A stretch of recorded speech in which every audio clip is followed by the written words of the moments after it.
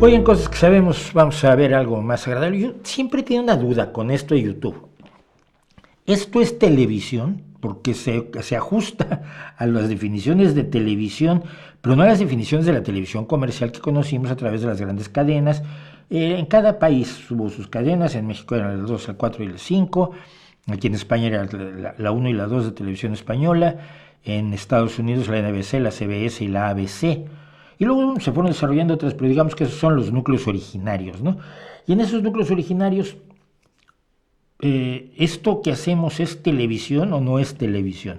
Hay gente que me dice tu programa, y me suena como muy bonito, ahí tengo un programa en YouTube. Pero no tengo un programa, tengo un canal. Tengo un canal con varias divisiones o varias aproximaciones, por lo menos 3 en este momento. Pero ¿es televisión o no es televisión? Pues no lo sé, pero realmente somos una generación criada por la televisión. Yo fui la primera generación criada por la televisión, es decir, me enchufaban frente a la televisión a ver mis dibujos animados todas las tardes, mientras mi madre trabajaba. Entonces yo llegaba de la escuela, comía y me sentaba frente a la tele, hacía mis deberes y estas cosas. Y la televisión me marcó de una manera extraordinaria. Pongo, por ejemplo, en el terreno de la literatura, lo he contado cuando yo veía La Dimensión Desconocida, The Twilight Zone, y decía, pues es que estas historias son maravillosas. Y luego al final veía escrita por Robert Bloch o escrita por Frederick Brown. Casi la mayoría eran escritas por el propio Rod Serling, que era el director, productor, presentador y originador de la idea de The Twilight Zone. Pero entonces alguna vez vi libros de esos mismos señores que escribían la Dimensión Desconocida y los compré. Debo haber tenido 11 años así. Y los empecé a leer y dije, oye, esto está muy bien, yo me voy a dedicar a esto. Esto de contar historias parece un oficio entretenido, y durante muchos años me dediqué fundamentalmente a contar historias. Entonces, la influencia de la televisión es innegable, nos seguimos relacionando con el mundo a través de la televisión y vamos a contar la historia de Philo Farnsworth, el inventor de la televisión, en Cosas que Sabemos. La televisión es probablemente una de las tecnologías que definen al mundo de hoy, pero su historia es tan poco conocida como su principal inventor. ¿Conoce usted su nombre?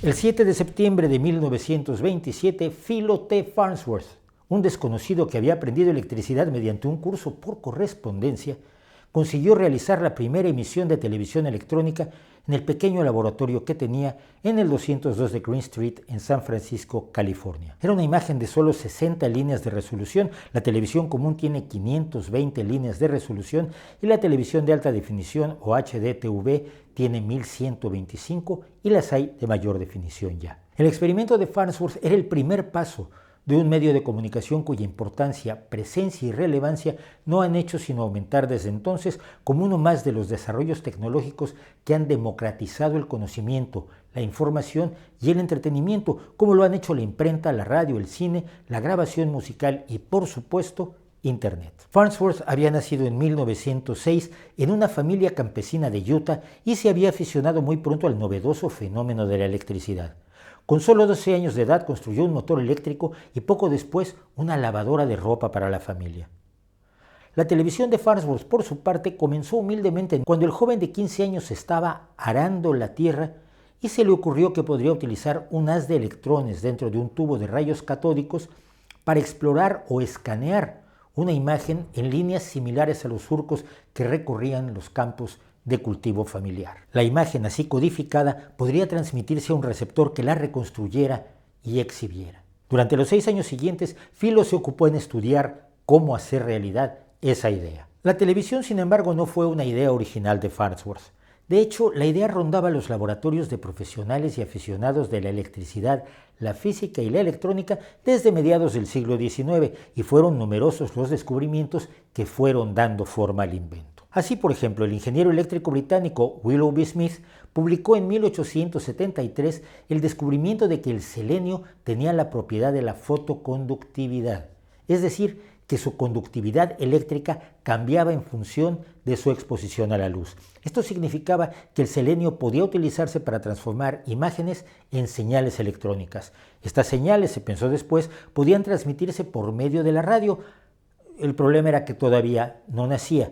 No fue sino hasta 1895 cuando Guglielmo Marconi consiguió transmisiones de radio fiables. En 1884, el estudiante de ingeniería alemán Paul Nipkow propuso y patentó el primer sistema de televisión del mundo. Era una forma de televisión mecánica, porque capturaba las imágenes mediante un disco inventado por él mismo que tenía una serie de 18 orificios dispuestos en espiral y giraba a gran velocidad para permitir explorar la imagen sobre un elemento de selenio.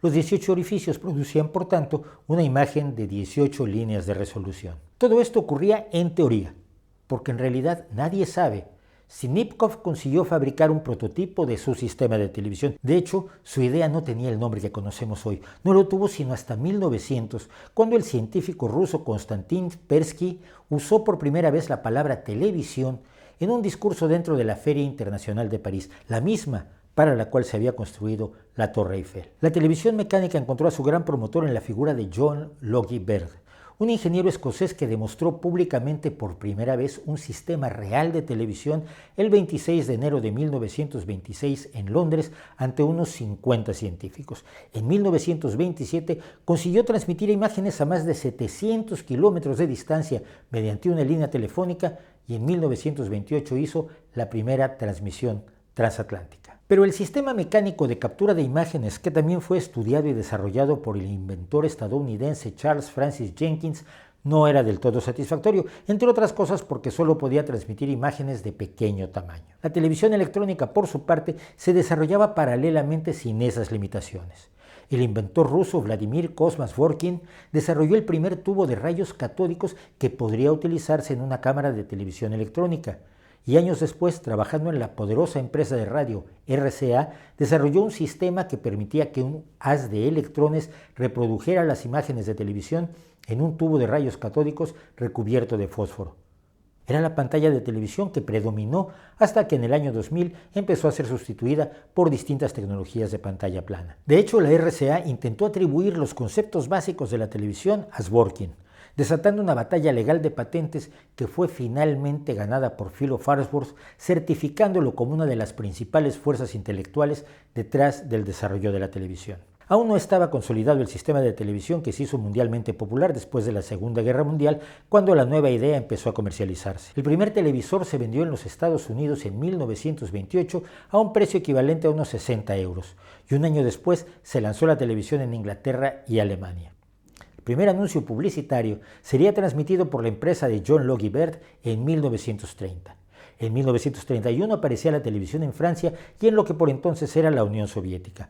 Para 1934, la televisión mecánica empezó a ser definitivamente sustituida por la televisión electrónica, cuya difusión solo se vio ralentizada por la Segunda Guerra Mundial. Philo Farnsworth, el genio electrónico que a los 21 años convirtió en realidad una idea surgida de un campo arado, siguió innovando en televisión y amplió sus intereses hacia un campo totalmente distinto, la fusión nuclear. Hacia 1959, Farnsworth desarrolló un pequeño reactor de fusión conocido como fusor Farnsworth-Hirsch, utilizando como aceleradores de partículas algunos tubos de pantalla de televisión cuyas características había estudiado. Hoy en día continúa el trabajo sobre el fusor de Farnsworth, no solo explorando las posibilidades que tiene dentro de la búsqueda de la fusión nuclear como energía alternativa, sino como fuente de neutrones pequeña, barata y útil. El fusor, pese a su gran promesa de cambiar el mundo incluso más profundamente que la televisión, fue solo una de las más de 300 patentes que existen a nombre del campesino de Utah, que se convirtió en uno de los inventores clave del siglo XX. Philo T. Farnsworth murió el 11 de marzo de 1971 en Salt Lake City, en su Utah natal. Las emisiones de prueba de televisión española comenzaron a realizarse en 1951-1952 y las transmisiones regulares comenzaron oficialmente el 28 de octubre de 1956 con un contenido fuertemente influido por la dictadura. El primer partido de fútbol se transmitió en febrero de 1959, como sería de esperarse, un Real Madrid-Barça.